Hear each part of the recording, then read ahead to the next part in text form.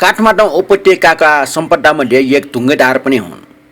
50 वर्ष अघिसम्म काठमाडौँको पानीको स्रोत भन्नु नै इनार र ढुङ्गे धारा मुख्य हुन्। यहाँ नेपाली जनजीवनमा ढुङ्गे धारा नामको एक लेख वाचन गर्न लागेको छु। लेखको लेखक काशीनाथ तमोट हुन्।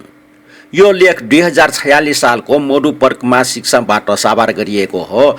लेखक तमोट विक्रम सम्वत 2001 साल पुस 19 गते खिकामाछा टक्सार भोजपुरमा जन्मनु भएको हो। उहाँ नेपाल भाषाका खोजपूर्ण लेखक एवं निवृत्तमान नेपाल भाषाका प्राध्यापक हुनुहुन्थ्यो। उहाँका थुप्रै खोजपूर्ण पुस्तकहरू प्रकाशित छन्। वाचन गर्न लागेको लेख पनि ढुङ्गे धारा सम्बन्धी उहाँको खोजपूर्ण लेख हो। सुन्नुहोस्, नेपाली जनजीवनमा ढुङ्गे धारा, लेखक काशीनाथ तमोट। नेपाली जनजीवनमा दैनिक सामाजिक सम्पर्क एउटा ठाउँ ढुङ्गे धारा हो। ढुङ्गाको धारा चिरस्थायी हुनाले यस सम्बन्धी लिखित इतिहास नेपालको इतिहास सँगसँगै पाइन्छ। सामाजिक थलो हुनाले धारा छेउ प्राचीन कालका अभिलेखहरू प्रशस्त पाइन्छन्। लिच्छवी कालका झन्डै 20% अभिलेख ढुङ्गे धारा, जलद्रोणी वा त्यसका छेउछाउ पाइएका छन्। नेपालीहरूले ढुङ्गे धारालाई आफ्नो आस्थाको केन्द्र पनि बनाएका छन् र मूर्तिकला प्रदर्शनको थलो पनि। धारावाची शब्दको इतिहास पहिलाउँदै जाँदा हामी सबभन्दा पहिले शक सम्वत 472 मा यसलाई कृति शब्दले बुझाएको पाउँछौँ। यो भारवीले धारा बनाउन लगाएको काठमाडौँका हारी गाउँको शिलालेखमा उल्लेख छ। नेपालको पहिलो ऐतिहासिक राजा मानदेवकी छोरी विजयावतीको छोरा भारवीले हान्दी गाउँमा मात्र होइन, अद्यापि बगिरहेको पाटन मङ्गल बजारको प्रसिद्ध धारा पनि शक सम्वत 492 मा बनाउन लागेका थिए। कृति शब्दले जनसेवाका निमित्त बनाइने धारा, पाटी, पौवा, कुवा, पोखरी आदिलाई बुझाउँछन्। जीवन सार्थक बनाउने मानिसले कुनै कृति राख्नुपर्ने नेपालीहरूको विश्वास छ। भानुभक्त आचार्यले खाँसीको घटनामा मेरा इनार सतल पाटिन केही छन् भनी कृति राख्न नसकेकोमा पछुताएको पद्य प्रसिद्ध छ। कृत्यपछि लिच्छवी कालमा धारालाई प्रणाली शब्दले बुझाउन थाल्यो। पछि मध्यकालमा प्रणाली, पनाली सँगसँगै इति, हिटी शब्दको प्रयोग हुन थाल्यो। ढुङ्गे धारामा प्राय जलजन्तु मकरको चित्र कुँदिने हुनाले यसलाई नेवारहरूद्वारा हिटी मङ्गल पनि भनिन्छ। यो मकर काठमाडौँ उपत्यका मात्र होइन, डोट्याली राजाहरूले पनि प्रयोग गरेको पाइन्छ र सुदूरपश्चिमाञ्चल डोटी डडेलधुरातिर ढुङ्गे धारालाई मगराउ, मुगराउ भनिन्छ। पानीको धाराको छोटो रूप पँधेरो नेपालको पहाडी क्षेत्रमा विशेष प्रचलित शब्द हो। काठमाडौँ उपत्यकामा हिटीबाट नाम रहेका निकै ठाउँहरू प्रसिद्ध छन्। वर्तमान राजदरबार विक्रम सम्वत 1938 सालदेखि नारायण हिटीमा रहेको छ। काठमाडौँको माथिल्लो, तल्लो र माझको टोलमा स्थानीय ढुङ्गे धाराहरू ठहिटी, कोहिटी र मोरहिटी रहेको कुरा नेपालको पहिलो राष्ट्रिय धुन राजमतीको गीतमा उल्लेख गरिएको छ। अगाडिको इटी रहेको अवशेषको रूपमा पाटन नागबालको नेवारी नाम इटन्हेमा पाइन्छ। यो शब्द इटी लने शब्दको विकसित रूप हो। अभिलेख पाण्डुलिपिहरूमा हिती शब्दको रूपको प्रयोग 600-700 वर्ष अघिदेखि मात्र भएको देखिए पनि यो शब्द गोपाल किराँत कालदेखिको हो भन्ने बुझिन्छ।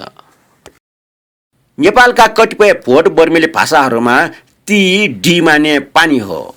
हिटी भन्दा पहिले अभिलेखहरूमा इटी शब्दको प्रयोग पाइन्छ। यी नेवारी भाषाको येचो अर्थात् सफासँग सम्बन्ध भएको शब्द हो भनी बुझिन्छ। यसरी हिती, गोपाल किराँत लिच्छवी कालमा काठमाडौँ उपत्यकामा भोट बर्मेली भाषाभाषीहरूले सफा पानीको अर्थमा प्रयोग गर्ने शब्द हो भन्ने बुझिन्छ। ढुङ्गे धाराको इतिहास भन्नु एक किसिमले नेपालको सामाजिक सेवाको इतिहास हो। पशुपति क्षेत्रको सामाजिक सेवा धाराहरूको निर्माणबाट सुरु हुन्छ। धनबज्र वज्राचार्यका लिच्छवी कालका अभिलेख अध्ययन गर्यौं भने लिच्छवी कालका ढुङ्गे धाराबारे धेरै कुरा जानकारी हुन्छ। माथि मङ्गल बजारको भारवी निर्मित धारा बाहेक अद्यापि बगिरहेको लिच्छवी कालको अंशु वर्माको पालाको ढुङ्गे धारा सायद नक्साल भङ्सार हिटी अर्थात् गैरी धारा हो। त्यहाँ रहेको शिलालेखमा उल्लेख गरिएको छ, निलिसाला अर्थात् नक्सालको धारा बनाउने कामले खुसी भएका हामीबाट लिङ्गोल अधिकरणलाई पस्न नपाउने गरी तथा साँढे, बगी, गाडा गोरुको आवत जावतलाई रोकिदिएर तिमीहरूलाई निगाह गरिएको छ। ताराको मुखकै छेउमा अभिलेख कुँडिएको लिच्छवीकालको तारा भोताइटे भूमिगत बाटोमा पर्ने सग सम्बत 45 को अंशु वर्माको पालाको विभु वर्माले बनाएको तारा हो। यो तारा करिब 100 वर्ष पुरिएर रहेपछि 2041 वैशाखमा भूमिगत बाटो खन्दा भेटिएको हो। तारामै अभिलेख कुँडिएको अर्को तारा पाटन नगर पञ्चायत भवन लिएर रहेको मानदेव सम्बत 170 को हिनाकरले बनाएको तारा हो। सो तारा अहिले पाटन दरबार क्षेत्र पुरातत्व बगैँचामा ठाउँ ठाउँमा जम्मा गरिएका एकार मध्ये पूर्वबाट चौथौं क्रममा राखिएको छ। लिच्छवीकालदेखि नै नेपालका ताराको लागि गुठी राख्ने चलन थियो भन्ने कुरा पाटन लेलेको शिवदेव अंशु वर्माको अभिलेखमा प्रणाली गोष्ठीलाई 8 मानिका खेतको भाग छुट्याएको प्रसङ्गबाट थाहा हुन्छ। नरेन्द्र देवले आफूले पशुपतिमा बनाएको ढुङ्गे ताराको हेरचाह गर्ने अभिभारा शिवदेव बिहारका भिक्षुसँगले सुम्पिएको थियो। लिच्छवीकालमा तारा निर्माणको कुरा मात्र होइन, तारा मर्मतको समेत उल्लेख आइसकेको थियो। विष्णुगुप्तले चाङ्गु नारायणमा पहिले भोग वर्माद्वारा निर्मित तारा मर्मत गरेको थियो। लिच्छवीकालमा ढुङ्गे तारा र जलद्रोणी बनाइएका अभिलेखहरू करिब 15वटा पाइए जस्तै मध्यकालमा यस्ता 100 जति पाउन सकिन्छ। नेपालको इतिहासको एउटा महत्त्वपूर्ण स्रोत गोपाल राजवंशावलीमा 15 ठाउँमा प्रणाली इतिहिटीको चर्चा आएको छ। ती सबैजसो राजाहरूले बनाउन लगाएका हुन्। तिनमा देवस्थलहरू पशुपति, स्वयम्भू, बुढानीलकण्ठमा ढुङ्गे तारा बनाउन लागेका कुरा छन् भने भक्तपुर, कीर्तिपुर तथा देवपाटन सहर क्षेत्रमा ताराको प्रबन्ध मिलाउने कुरा पनि परेको छ। देवस्थल तथा सहर बनाउनुसँग तारा निर्माणको अनिवार्य आवश्यकता जोडिएको छ। ताराहरूको निर्माण तथा मर्मत लिच्छवीकालदेखि अहिलेसम्म निरन्तर चल्दै आएको प्रक्रिया हो। अघिल्लो शाहकालताका 1885 सालमा महारानी त्रिपुरा सुन्दरीले बनाउन लागेको धरोहरा नजिकको सुनधारा एउटा प्रसिद्ध तथा बढी उपयोगी ठाउँ हो। उपत्यका 3 सहरहरूमा अहिले सबभन्दा बढी ढुङ्गे ताराको चल्ती पाटनमा छ। काठमाडौँमा धेरैसो तारा पुरिएका छन्। भक्तपुरमा उहिलेदेखि नै तारा बनाउन नजिक स्रोतको अभाव हुनाले त्यहाँ धेरैजसो कुवा छन्। थैटे आजभन्दा 550 वर्ष अघि नै छोपी त्यहाँ चैते बनाएको प्रसङ्ग पाइन्छ। अहिलेको साझा भण्डार लिएर रहेको भटाइटीमा पानी खाने बुढापाकाहरू अझै छन्। अचेल करिब 12 वर्ष अघि मात्र छोपिएको आरसिटी क्लबले अधिग्रहण गरी पसल खोलेको कमलारीको प्रसिद्ध जङ्गल ठकु हिटीको चर्चा निकै मानिसले गर्ने गर्छन्। भास्कर मल्लको चौतारा जङ्गल ठकुरको नाममा प्रसिद्ध तारा अब बिर्सिँदै गइसकियो। इतिहास अन्वेषक भोलानाथ पौडेलले भक्तपुर सहरदेखि 2 कोस पूर्वतिरको महादेव पोखरीबाट भक्तपुरको राजकुलो 300 वर्ष अघिदेखि चलाइ भक्तपुर राज दरबार र वरपरका तारा ढलहरू चलाएको जानकारी दिनुभएको छ। सो तारा तथा ढलको समसमयमा मर्मत कार्य हुँदै आएको थियो। ढुङ्गे तारा नेपाली पत्थर कलाको एउटा नमुना पनि हो। गाउँ पहाडतिर सामान्य ढुङ्गे तारा भए पनि काठमाडौँ उपत्यकामा कलात्मक ताराहरू निकै छन्। हालै भक्तपुर बागेश्वरी गाउँ पञ्चायत बाघ हिटीमा माछाको मुखबाट पानी बगिरहेको तारा प्राप्त भएको र त्यहाँ सो तारा सम्बन्धी लिच्छवीकालको अभिलेख पाइएको थियो। सामान्यतया ढुङ्गे तारा गङ्गाको वाहन मकरको मुखबाट निस्किएको पाइन्छ। तर विशेष किसिमको तारामा गाईको मुखबाट पानी बगिरहेको पनि पाइन्छ। उदाहरणको रूपमा नारायण हितलाई लिन सकिन्छ। मङ्गलबजारको तारामा माछा, गोही, गरुडले क्रमशः एक अर्कोलाई निलेको र गरुडमाथि नाग रहेको छ। पाटन दरबार सुन्दरी चोकको तुसा हिटी र हनुमान ढोका दरबारका मोहन चोकको सुनधारामा जल जन्तु र स्थल चोरहरू टछार मछार गर्दै बाहिर निस्कन खोजेको मूर्ति छ। यी 2 तारामुख निर्माण कलामा उच्चतम नमुना हुन्। ढुङ्गे तारा स्वयं तारा मात्र कलात्मक नभएर त्यसको वरपर अनेक कलात्मक देवदेवीका मूर्ति पनि राखिएका हुन्छन्। तारा क्षेत्रमा प्रायःजसो स्थानीय नेपालीहरू मुख धुन पानी लिन जान्छन्। अचेल कल तारा भएपछि सो पूर्ववटी हट्दै गएको छ। मुख धोएपछि देवताले अञ्जुलीले पानी चढाउने गरिन्छ। तारा बनाउने दाताको मनोकांक्षा अनुसार तारामाथि नारायण, बुद्ध वा अन्य देवता मुख्य रूपमा राखिएको हुन्छ भने दायाँ बायाँ वरपर विस्तार अरूले विविध देवताहरू स्थापना गर्ने गरिन्छ। धेरै ठाउँमा भुइँमा एक छेउ शिवलिङ्ग राखिएको पाइन्छ। लिच्छवी र अघिल्लो मध्यकालतिर पाटनका कतिपय ढुङ्गे ताराहरूमा शिवलिङ्ग जस्तै चारैतिर मञ्जुश्री, मैत्रीय, पर्मपानी, वज्रपानी बौद्ध देवताहरू दैनिक जलार्पणको लागि स्थापना गरिएको पाइएको छ। हालै जर्मनीवासी नेपाली कलाविद एडल्बर्ट गाइटुले स्थितिमा लिच्छवी कालको आजसम्म सबभन्दा पुरानो मञ्जुश्रीको मूर्ति तापाहिटीमा भेटाउनु भएको छ। तारा क्षेत्रमा प्राचीनतम कला वस्तु पाइने प्रसङ्गमा दोलखाको सबभन्दा पुरानो नेपालसम्म 580 को अभिलेखसहित नारायणको मूर्ति पिङ्गलटोलको ढाडमाथि पाइएको कुरा यहाँ सम्झन लायक छ। ताराको एक छेउमा कहीँ कहीँ सानो पिपलको बोट पनि रोपेको पाइन्छ। प्राय सबैजसो तारामुनि भगीरथको मूर्ति राखिएको हुन्छ। रामायण अनुसार भगीरथले तपस्या गरी स्वर्गबाट गङ्गा पृथ्वीमा ल्याएका थिए। भगीरथलाई शङ्ख बजाइरहेको भए ठुलो पेट भएको बाहुनी घुँडाको बलले घारूसँग टाउकोले ढाडा उचालिरहेको चित्रण गरिएको हुन्छ। संस्कृत पेट शब्दको विकास भई नेवारीमा प्वाठ प्वा भएको विचार गर्दा नेपालीमा यी भगीरथलाई भनिने पोते देउता ठुलो पेट भएको अर्थात् पोट भनिएको हो कि जस्तो लाग्छ। नेपाली सांस्कृतिक अनुसन्धानदाता रामशरण दर्नालजीले यी देवताबारे एउटा विशेष लेख लेख्नु भएको छ। तारा क्षेत्रमा एक किसिमले सामूहिक तीर्थस्थलको रूपमा प्रतिनिधित्व गर्ने गरी विविध देवता स्थापना गरिएको हुन्छ। ठाउँ ठाउँमा तीर्थस्थलका प्रतिनिधि देवताहरू तारामा स्थापित गरिएका हुन्छन्। तारा क्षेत्र नेपाली धार्मिक सहिष्णुताको नमुना हो। त्यहाँ शैव, वैष्णव वा बौद्ध देवताहरू हुन्छन्। ताराले सबै सम्प्रदायलाई समान रूपले समेट्छ। तारा क्षेत्र परलोक भएका आफन्तहरूलाई आफ्ना आफ्नो धार्मिक प्रचलन अनुसार कर्मकाण्ड गरी तार्ने विश्वास गरिएको स्थल पनि हो। तारालाई नदी तथा सङ्गमको प्रतीक मानी परलोक भएका आफन्तको चिर शान्तिको लागि आवश्यक कर्मकाण्ड गरिन्छ। नेपाली धार्मिक संस्कारहरूमा तारा शुभ मङ्गल द्योतक वस्तु पनि मानिन्छ। कुनै खास देवता र खास ताराको सम्बन्ध पनि हुन्छ। यस सम्बन्धमा सुरेन्द्रमान श्रेष्ठ र बलदेव जुजुदेवले आफ्नो पुस्तक कान्तिपुर नेपाल भाषाको ढुङ्गे तारामा दिनुभएको निम्न सूचना थाहा पाइराख्न लायक देखिन्छ। पाटन मङ्गलबजारको तारामा दाहिनेतिरको एउटा ताराको पानी त्यहीँको कृष्ण मन्दिरमा चढाउन र बायाँतिरको कार्तिक नाचताका नरसिंह देवताले चढाउने भनिएको छ। आजसम्म त्यसरी नै प्रयोग गरिँदै आइरहेको छ।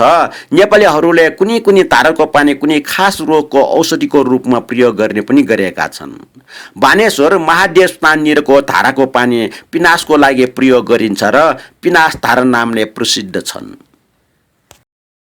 काठमाडौँका कतिपय प्रसिद्ध देवस्थलनिर जस्तो मरुसतल, नरदेवी, असन आदि ठाउँमा थारो ढुङ्गे धारा ठड्याइएका छन्। ती धाराहरूबाट पानी बगाई खास समयमा खास कार्यमा त्यहाँबाट बगेको पानी खानुपर्ने चलन छ। यस्तो भएको सायद प्राचीन समयमा त्यहाँ नजिक धारा भएको र त्यहाँको पानी खानुपर्ने चलनको अवशेष हुन सक्छ। एउटा महायान बौद्ध मत अनुसार ढुङ्गे तारालाई वीर्य पारमिताको प्रतीक मानिएको छ। काठमाडौँ हनुमान ढोकाको मोहन चोकको तारा र पाटन सुन्दर चोकको तुसाहिते एक किसिमले कला सङ्ग्रह हुन्। प्रताप मल्लले नेपालसम्म 772 बनाएको मोहन चोकको तारामा करिब 40 देव देवीहरू र सिद्धि नरसिंहले बनाएको तुसाहिटीमा 72 देव देवी रहेका छन्।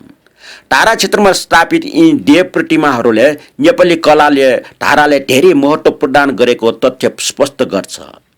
करिब 100 वर्ग फिट क्षेत्रभित्र यसरी तह देव प्रतिमा स्थापना हुनु मध्यकालको देव भक्ति मात्र होइन, कला प्रदर्शनीको पनि उदाहरणीय नमुना हो।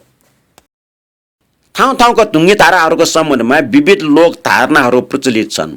एउटा राजकुमारले 32 लक्षणले युक्त आफ्नो पितालाई अन्जानमा धारामा पानी आउने बनाउन काटेको घटना कतिपय धारासँग जोडिने गरिन्छ। यस्तो घटना नारायण हिटीसँग पनि गाँसिएको छ र राजाको रूपमा विक्रमादित्यको नाम लिन्छ। वास्तवमा यो घटनाको मूललाई गोपाल राज वंशावलीको निम्न वाक्यसँग जोड्न सकिन्छ। राजा श्री विश्व वृषदेव वर्षस्य तिनले श्रीनगुङ अर्थात् स्वयम्भू बिहारमा चैत्य भट्टारकको प्रतिष्ठा गरे। त्यहाँ ढुङ्गे धारा पनि बनाए। फेरि पशुपतिस्थानमा उत्तरपट्टि ठुलो त्रिशूलको प्रतिष्ठा गरे। राति प्रणालीका स्थान ढुङ्गे धारामा छोराद्वारा शिर काटिएको हुँदा तिनको मृत्यु भयो।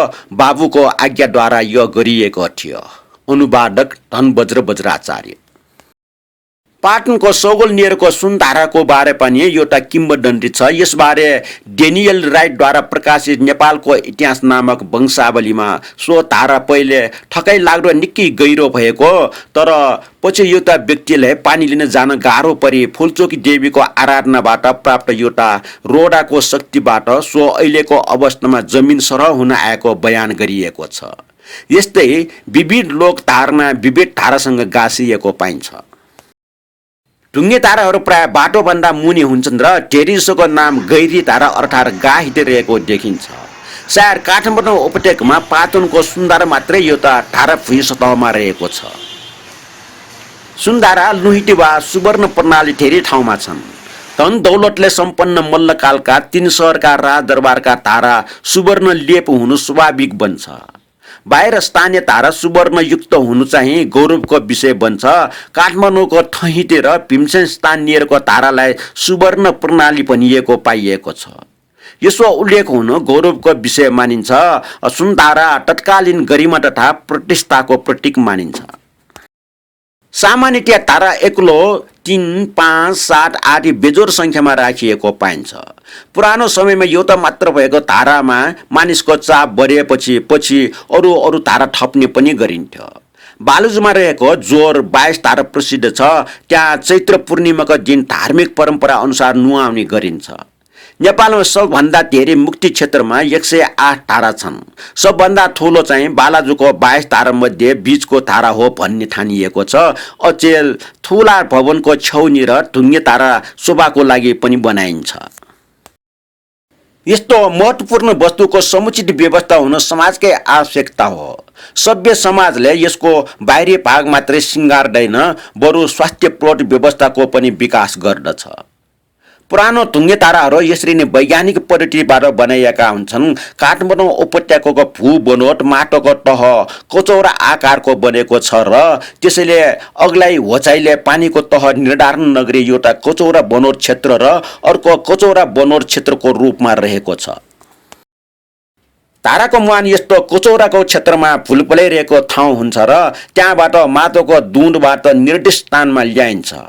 मुहानमा ट्याम्पो ठुलो ढुङ्गा आदिलाई राम्ररी जोगाई सिधा धारामा पानी नपठाई बीचबीचमा बालुवा रोडाको थुप्रो भएर छानिएर बाहिर आउने व्यवस्था गरिएको हुन्छ। एउटा धाराको 1 भन्दा बढी मुहान हुन्छन् र तिनलाई बाहिर निस्किने दुधमा गाँसिने गरी एउटा सङ्गम स्थल बनाइएको हुन्छ। दुध प्राय पोलिएको माटोको वा अग्राठको काठको पनि हुन सक्छ।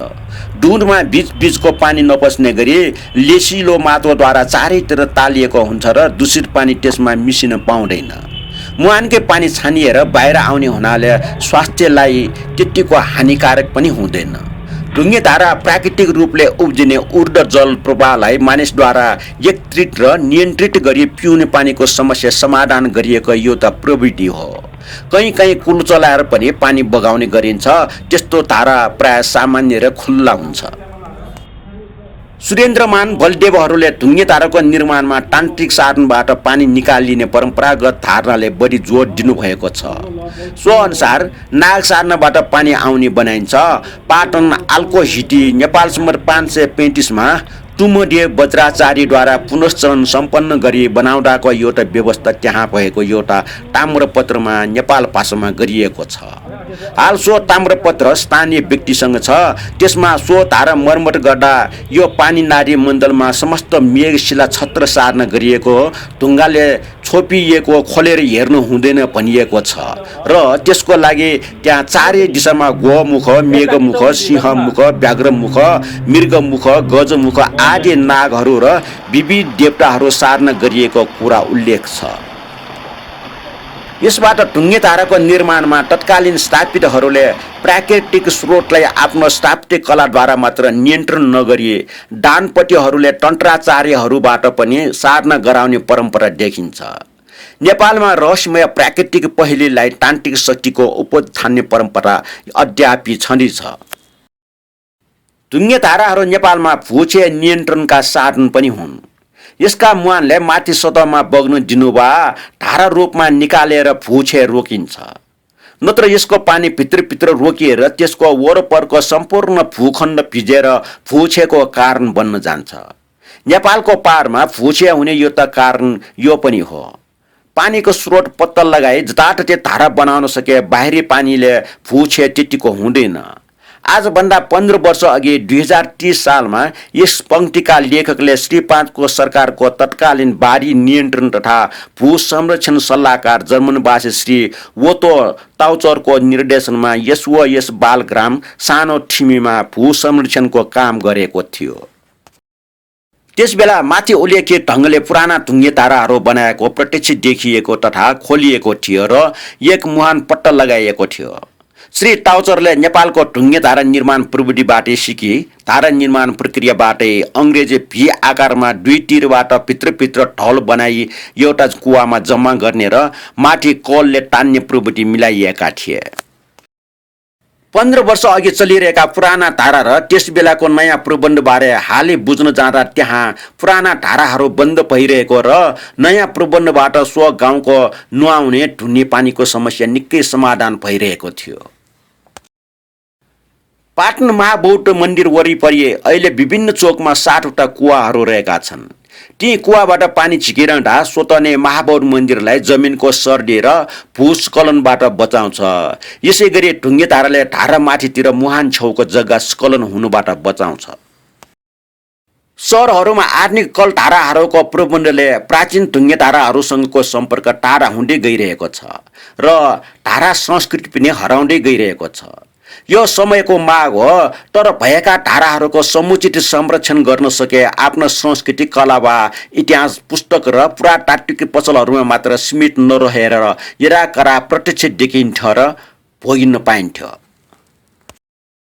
ढुङ्गे धाराहरूको संरक्षण गर्नु केवल पानीको आवश्यकता पूर्ति गर्नु मात्र नभई सर्वांशमा नेपाली सांस्कृतिक सम्पदा जगेर्ना गर्नु हो।